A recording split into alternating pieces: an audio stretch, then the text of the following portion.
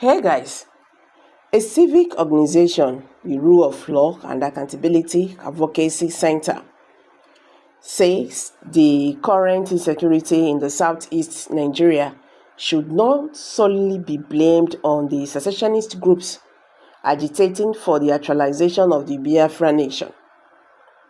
The group disclosed this during the presentation of a report titled "Unveiling the Roots of Insecurity, Healing the Wounds of Human Rights Violations in Southeast Region as Path Towards Peace, Open Democratic Space, and a Prosperous Future." The human rights group accused the Nigerian government of adopting a counterproductive approach in its fight against insecurity in the Southeast region, with a mindset to kill everything because of the hatred of then President Muhammadu Buhari towards the region. In his remark during the unveiling of the report produced in partnership with Action Group on Free Civil Space, the executive director of the group, Comrade Okechukwu, explained that the report was intended to drive the true narrative about the natural roots, patterns, dimensions, and the effects of current government approach to tackling insecurity in the region. He noted that one of the additional factors fueling the cycle of violence, as documented in the report, is the Nigerian government's single-minded, broad-faced and counterproductive approach to fighting insecurity in the zone. According to him, the federal government is simply not interested in listening to the voices of reason in or about anything that concerns the Southeast development and peace. It is not paying attention to the plight of the people and not interested in sincerely addressing or solving the problems of the people of the zone, he said. He stated that rather than adopt a more open-minded approach, the federal government is driven by the mindset as reviewed by President Buhari during an interview in 2021 to speak to the people in the language that they understand, adding that was why the military would go into a community and burn it down, because they are looking for secessionists, which in itself is not a crime. Okechukwu further stated that while the group acknowledged that pro-Biafra agitation and insurgency are significant contributors to insecurity in the Southeast, attributing the problem solely to those factors paint an incomplete picture. He said, RULAAC's findings paint a blank picture of public security policies in the region, heavily reliant on repressive police and military action, often with excessive force.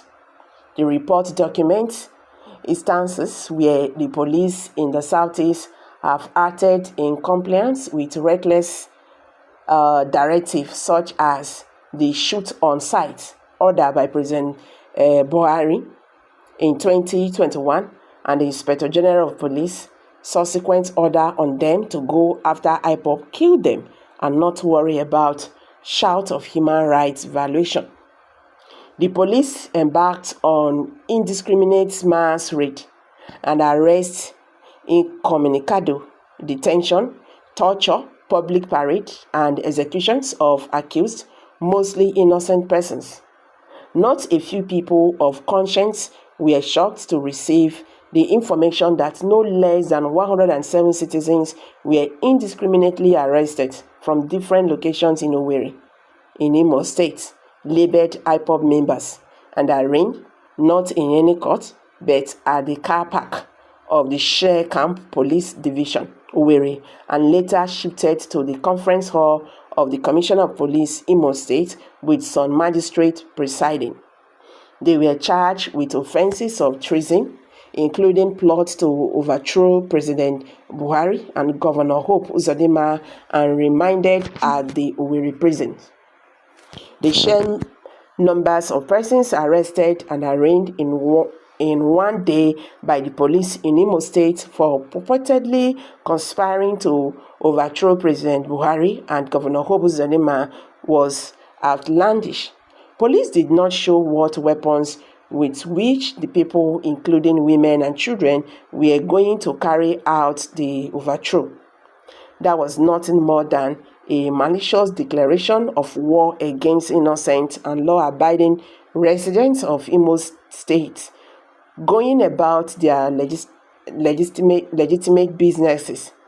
It was a direct outcome of the Inspector General of Police directive to police officers to take the war to IPOB and not to bother about observing the rules of engagement or be deterred by the media shout of human rights violation. The chairman of the occasion, Professor Oke Ibenum, who is the Regional Director, West Africa at Ford Foundation, which provided financial support for the report, regretted that the Southeast, which used to be a bosom of peace, had been turned into a theater of war. That is sad. The federal government is simply not interested in listening to the voices of reason in or about anything that concerns the Southeast development and peace.